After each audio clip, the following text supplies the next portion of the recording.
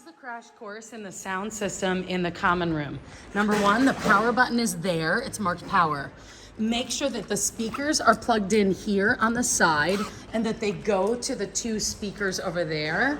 And then this one that is labeled ring tip is the little 1/8 inch plug, and that goes into a laptop. It's on this slider for volume, and this is the master volume. Never push it all the way up or you could blow the system.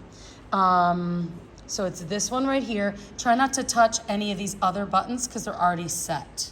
Like if somebody pushes this, it's gonna mute the whole system.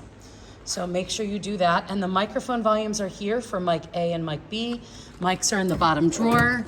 The mics are turned on with the red button on the bottom. And once you push the red button, it'll say mic on. And you can also hit the red button again and it will mute the mic.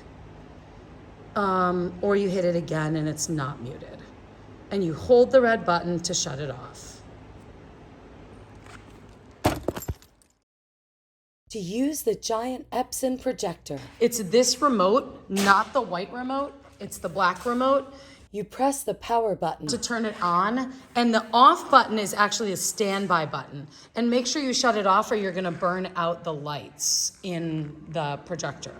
So right now it's coming on, so the blue light is on, and it should be coming on. Yep, it came on there for a second. I saw, there we go. I'm seeing some light come out of there, yes. And if we want to shut it off, it's asking me to sign on to my Chromebook right now because the Chromebook's closed. If we want to shut it off, you just hit the standby button. And it's important to do that because the light bulb will burn out. And usually you have to hit standby twice with any of these projectors, just like with the old smart boards.